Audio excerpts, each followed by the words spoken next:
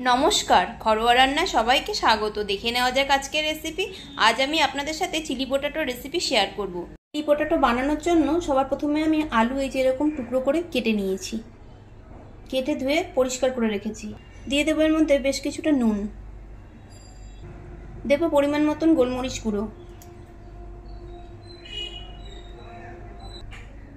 দিয়ে দেবো কিছুটা কর্নফ্লোর,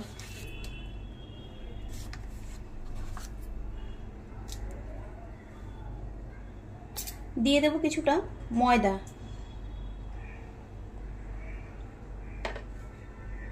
এবার এগুলোকে একটু মেখে নেব আলুর সাথে।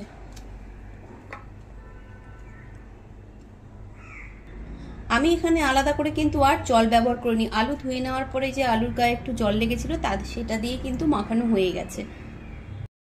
আলুগুলোকে ভাজার জন্য কড়াইতে দিয়ে দিয়েছি বেশ কিছুটা রিফাইন্ড তেল। তেল গরম হয়ে গেছে, এবার আলুগুলোকে ছেড়ে দেব।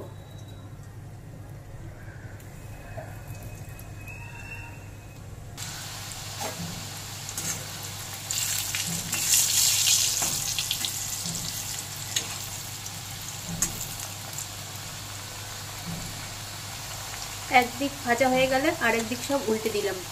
এভাবে করে সব আলুগুলোকে আমি একটু লাল করে ভেজে তুলে নেব। চিলি পটেটোর গ্রেভি তৈরির জন্য এবার একটি ফ্রাইং প্যান বসিয়ে দিয়েছি, তাতে দিয়ে দিয়েছি পরিমাণ মতন বেশ কিছুটা রিফাইন্ড তেল।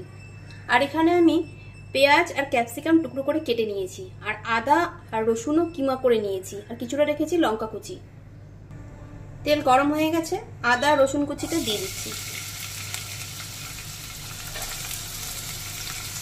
একটু নেড়ে নেব।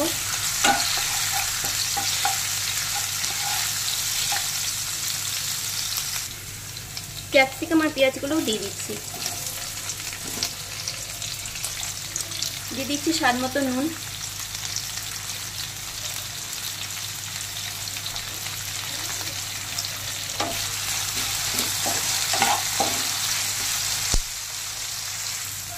গ্যাসের ফ্লেম হাইতে করে ক্যাপসিকাম আর পেঁয়াজ একটু ভেজে নিয়েছি। এবার দিয়ে দেবো সামান্য একটু জল, দিয়ে দেবো লঙ্কার গুঁড়ো বেশ কিছুটা,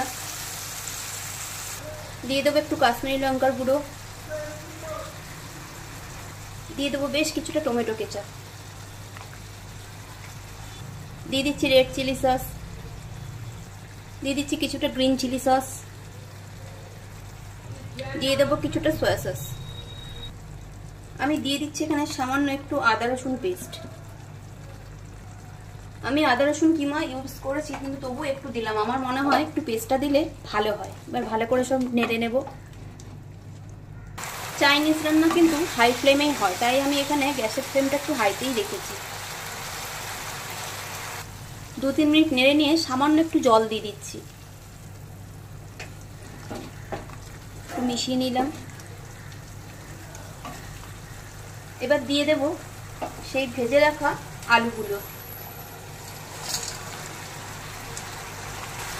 এবার আলুর সাথে মিশিয়ে নেব।